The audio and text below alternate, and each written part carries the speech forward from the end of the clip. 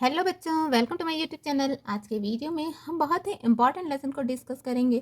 देखिए, ये इंपॉर्टेंट इस तरीके से है कि इस लेसन से अगर आपने थोड़ा सा ध्यान दे दिया ना तो you will get full marks. बहुत इजी होता है, इसका कैलकुलेशन भी बहुत इजी होता है, बट बहुत बच्चे घबराते हैं, बहुत बच्चे छोटी छोटी मिस्टेक्स कर देते हैं जिसके कारण उनके मार्क्स चले जाते हैं।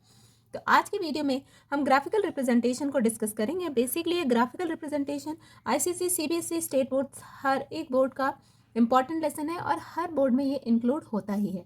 तो मेरा ये सजेशन रहेगा, ग्राफिकल रिप्रेजेंटेशन से रिलेटेड लेसन है, इंपॉर्टेंट लेसन है, तो किसी भी बोर्ड के बच्चे हों इसको देख के बेसिक चीज़ों को ग्राफ से रिलेटेड आप समझ सकते हैं। साथ ही साथ इन चीज़ों को बहुत डिटेल में आपको मैं एक्सप्लेन करने जा रही हूँ, जिससे आपको ग्राफ की छोटी छोटी चीज़ों के मिस्टेक से आप बच सकते हैं। मैंने आईसीएसई बोर्ड को फॉलो किया और आईसीएसई के लेसन नंबर 23 को डिस्कस करने जा रही हूँ। मैं इस पर्टिकुलर बोर्ड के सारे क्वेश्चंस को डिस्कस करूंगी। स्टिल अगर कोई सीबीएसई या किसी और बोर्ड से कोई बच्चा है जिसको कि किसी पर्टिकुलर क्वेश्चन में, खास करके इस लेसन में है, तो आप मेरे कमेंट में लिखिए, मैं उसको भी सॉल्व करके उस बोर्ड के उस लेसन को भी डिस्कस करूंगी। चलिए फटाफट से वीडियो को स्टार्ट करते हैं। देखिए, बेसिकली ग्राफिकल रिप्रेजेंटेशन होता क्या है। Graphical representation basically statistical data we represent in the form of diagram और चार्ट। जो भी स्टैटिस्टिक्स के डाटा होते हैं उनको चार्ट और डायग्राम के फॉर्म में हम रिप्रेजेंट करते हैं, उसी को हम ग्राफिकल रिप्रेजेंटेशन कहते हैं। देखिए, बेसिकली आपके में दो टॉपिक है, हिस्टोग्राम एंड ओगिव। ज़्यादातर ओगिव से क्वेश्चंस आते हैं। ओगिव इंपॉर्टेंट है, क्यूमुलेटिव फ्रीक्वेंसी कर्व इसमें क्रिएट होती है, उसी को हम ओगिव कहते हैं। हम फटाफट से डिस्कस कर लेते हैं हमारा हिस्टोग्राम क्या होता है। Histogram is a two dimensional graphical representation. अब देखिए, यहाँ पे टू डायमेंशनल कह रहा है। टू डायमेंशनल मतलब क्या बोलते हैं? टू डायमेंशनल मतलब इसका दो डायमेंशन होगा। हमने फिजिक्स में पढ़ा है ना कि किसी भी दो साइड में ये मूव करेगा। मतलब टू डायमेंशनल मतलब एक हमारा ऊपर को जा रहा है और एक हमारा साइड में जा रहा है। साइड इधर पे जा सकता है, इधर भी जा सकता है और नीचे भी जा सकता है। एनी टू डायमेंशनल जो भी मूवमेंट होते हैं उसी को हम रिप्रेजेंट करते हैं ऑफ कंटिन्यूअस फ्रीक्वेंसी। फ्रीक्वेंसी कैसी होती है? हमारी कंटिन्यूअस होती है। तो याद रखने वाली चीज़ें, हिस्टोग्राम में टू डायमेंशनल होना चाहिए और कंटिन्यूअस फ्रीक्वेंसी होनी चाहिए। In this case, rectangles are drawn with bases proportional to class interval and height proportional to the frequency of representative class. अब देखिए, हिस्टोग्राम में basically histogram for continuous group data. Continuous group data हमारा होना चाहिए। Continuous का मतलब मुझे लग रहा है आप लोग समझ रहे होंगे। मतलब एक क्लास इंटरवल के बाद जो दूसरा क्लास इंटरवल होगा उसमें कंटिन्यूअस चीज़ें बनी होंगी। जैसे देखिए 0 से 8, देन 8 to 16, ये 8 और ये 8 कॉमन है। इसका अप, इसका लोअर और इसका अपर लिमिट, इसका लोअर लिमिट, ये आपस में इक्वल होंगे। This is known as continuous grouped data. अब देखिए क्या होता है, convert the data in the exclusive form. Exclusive form का मतलब है अगर कोई भी क्वेश्चन का क्लास इंटरवल कंटिन्यूअस फॉर्म में नहीं होगा तो हम उसको एक्सक्लूसिव फॉर्म में कन्वर्ट करेंगे। अगर वो मतलब इंक्लूसिव फॉर्म में दिया, मतलब प्रॉपरली इंटरवल के फॉर्म में नहीं दिया है, तो taking suitable scale mark class interval on x axis and frequency. अब प्रॉपरली हमको इसमें स्केल भी मेंशन करना है, साथ ही साथ क्लास इंटरवल्स को प्रॉपरली मार्क करना है। देखिए, इस तरीके से आपको क्वेश्चंस दिए हुए हैं। आप बहुत टेंशन मत लीजिए, फिलहाल के लिए आप समझ लीजिए बेसिक चीज़ें। मैं आपको एक एक करके हर एक चीज़ डिटेल में समझाऊंगी और एक्सप्लेन करके आपको इसको ग्राफ में प्रेजेंट करके भी दिखाऊंगी। इस तरीके से कंटिन्यूअस सीरीज में हिस्टोग्राम बनता है। मतलब एक दूसरे से आपस में क्या होते हैं, जॉइंट होते हैं। ये जॉइंट क्यों होते हैं? क्योंकि एक का जो हमारा अपर लिमिट था वही दूसरे का लोअर लिमिट बन गया, इसीलिए ये आपस में जॉइंट होते हैं। अब देखिए, यहाँ पे भी हमारा जो सेकंड क्वेश्चन है, 150 से 200, 200 से 250, तो कंटिन्यूअस सीरीज बन रही है। तो कंटिन्यूअस सीरीज है तो ऑटोमेटिकली इसका हमारा हिस्टोग्राम इजिली क्रिएट हो जाएगा। अब बात आती है जहाँ पे सीरीज हमारे डिसकंटिन्यूअस है। जैसे देखिए, यहाँ पे 11 से 20 है, देन 20 से 30 ना हो करके क्या है, यहाँ पे 21 to 30 है। अब इस केस में हम क्या करेंगे? इस केस में ना हम difference between upper limit of the class और lower limit of the class, तो इन दोनों के अपर लिमिट और लोअर लिमिट में अगर हम डिफरेंस निकालते हैं तो 21 माइनस 20 कितना आता है? 1। तो difference between upper limit plus upper limit minus lower limit upon 2 करते हैं। तो मतलब 21 माइनस 20 अपॉन 2, तो इट विल बी 1/2।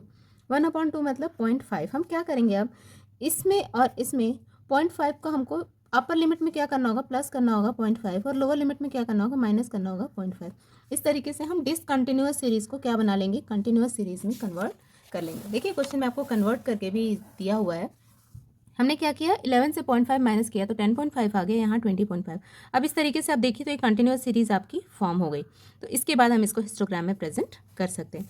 अब क्वेश्चन आता है, एक तो हमारा कि डिस्क्रीट सीरीज दी हुई थी, मतलब कंटिन्यूअस नहीं थी, उसको हमने कन्वर्ट किया। अब दूसरा क्या है, हमको क्लास मार्क दिया हुआ है और फ्रीक्वेंसी दी हुई है। अगर वी हैव क्लास मार्क और फ्रीक्वेंसी तो उसको हम किस तरीके से कंटिन्यूअस में कन्वर्ट करेंगे?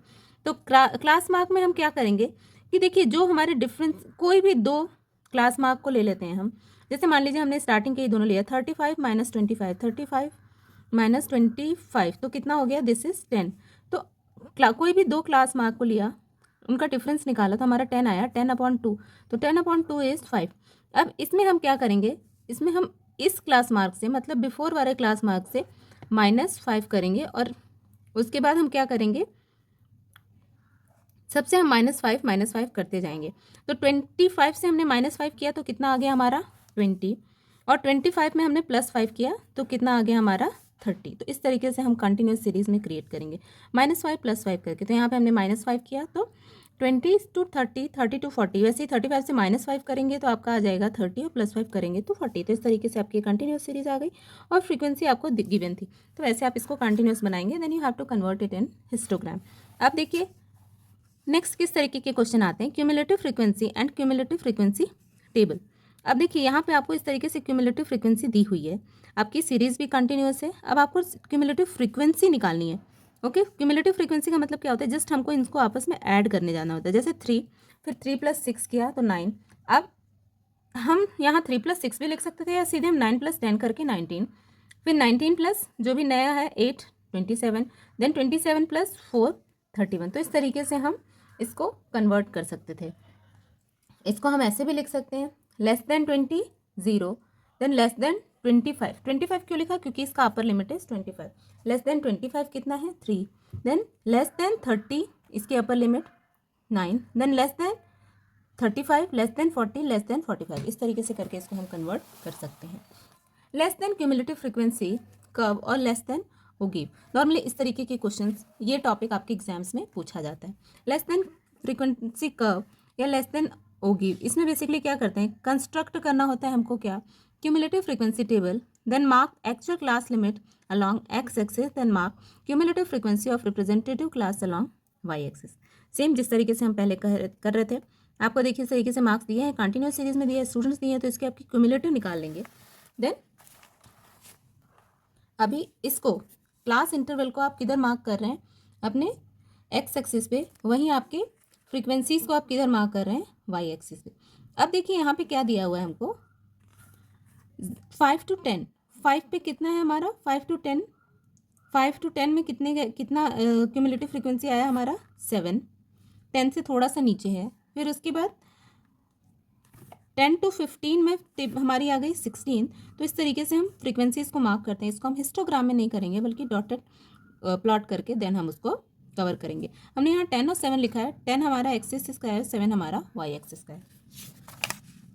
अब ये हमारी एक्सरसाइज आ गई, एक्सरसाइज 23। हम ये पूरी एक्सरसाइज को अपने नेक्स्ट वीडियो में डिस्कस करेंगे। नेक्स्ट वीडियो में हम पूरे एक्सरसाइज को डिस्कस करेंगे फिर क्वेश्चन नंबर 8, जिससे आपके सारे डाउट्स क्लियर हो जाएंगे और हर एक चीज़ को मैं ग्राफ पे प्लॉट करके आपको दिखाऊंगी। अगर आपको वीडियो समझ में आ रही है, कॉन्सेप्ट क्लियर हो रहा है, तो चैनल को सब्सक्राइब करिए ताकि इस तरीके की वीडियोज़ आपको कंटिन्यूसली मिलती रहें।